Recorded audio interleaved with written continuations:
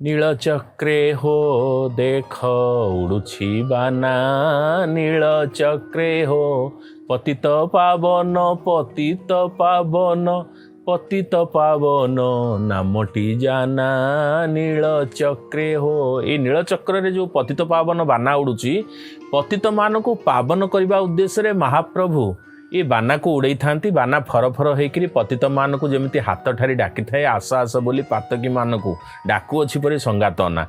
ये बाना को लोक अनेक दूर पंचकोश दूर दर्शन करी प्रणाम करि लोक कहती चंदनपुर पतित पावन बाना अल्प अल्प दिशे बाट मंगलू पाखे पाखे आसे से जहाँ होना कहीं जितेबाला भक्तटीए श्रीक्षेत्र में आसिक पहुँची जाए नीलचक्र को एवं पतित पावन बाना को देखिकी भक्ति भाव आह्लादित हो जाए।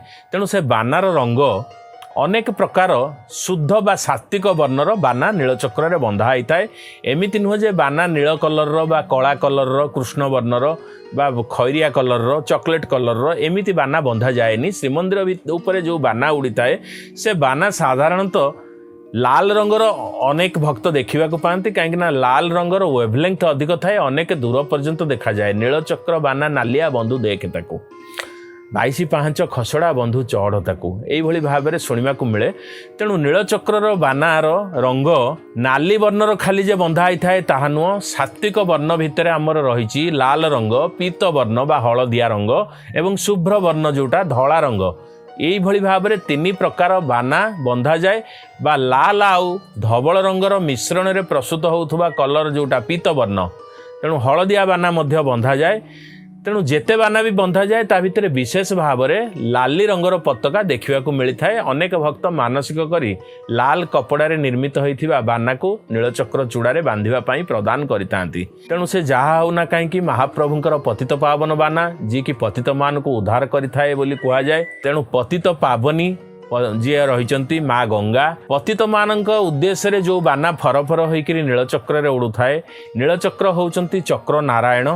तेणु तांकर जो बाना उड़े से बाना दीर्घ दिन व्यापी दीर्घ लंबर जो बाना रोला बड़ देउल बड़ बाना बड़ दांड बड़ पंडा बड़ दंडा सबुतिरे बड़ को ग्रहण करिथिबा से बाना आजिका दिन में विभिन्न प्रकार कारणरू भारतीय प्रत्नतत्व संस्थांकर कटकणा कारणरू 150 हाथर जो बाना पादुकखिया बाना उड़ूला ताकू क्रमे छोट करा जायछि कहीं वायुर चाप ता देहरे रहउछि।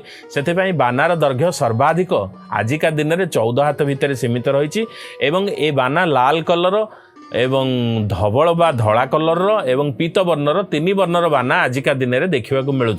जो कथा कह जाए जे बाना उड़िला धवल वर्षा हेब प्रबल ए कथा मध्य आमे आमर जो माने पुराणा बापा गोसाई बापा शुणीचु। श्रीमंदिर चूड़ारे कौन सी कारणरू जदि धड़ा बानाटीए केतेबेले उड़िला ताहले पाग सांगे सांगे परिवर्तन होइकिरी वर्षा हबार दृष्टांत मध्य देखा मिले। तेणु आजिका दिन में जदि प्रथम बाना जोटा 1 नंबर बाना बाउंश उपर धड़ा बाना उड़ार जदि देखा जाए ताले सकाळु जेतेबेले धड़ा बानाटीए टिकेट होता है बंधा हाँपाई बाना जेतेबेले बंधा हो जाए श्रीमंदिर चूड़ारे कौटी थाए केजाणी पाग बदली जाए एवं वर्षा हवा को आरंभ करे बात्या हबार मध्य प्राथमिकता सूचना दिए।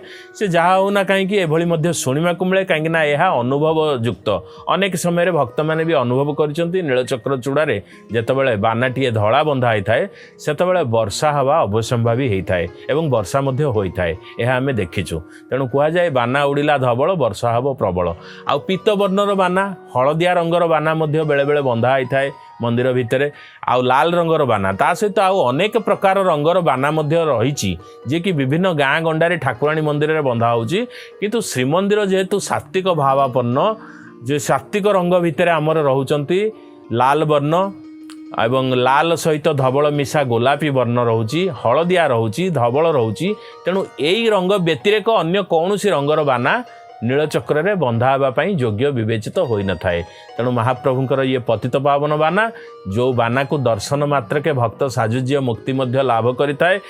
दाना कना पछे मना हेउ मते नीलचक्र बाना चाही सुखी हेउथिबी अखिलपति हे निर्दय होइब नाही भक्त कवि गान करिसंती। तेणु से बाना जेतेबेले ओलागी हो जाए भक्त माने से बानारू कियदंश नबा पाइका मध्य सेमानक भितर उत्कंठा भरी जाई थाए। चुनरा सेवक मानक ठारू से बाना को से माने नै तांती जे कि तांकर मृत्यु मृत्युशଯ୍या जमी तुंडे निर्माल्य टिके प्रदान करि मुक्ति पाई तेणु नीलचक्रर बाना टिके बेकेरे पड़ी था बा घर ईशान भितर जोठी षठी गोसाईंकर पूजा होउची बा गुरुवार लक्ष्मी सान्ताणी को जोठी मार्गशीर मासरे खटुली उपरे पूजा होउची कालिया सान्तंकर बानाटीए समस्ते रखिबा पई से स्थान रे आशा पोषण करिथांती।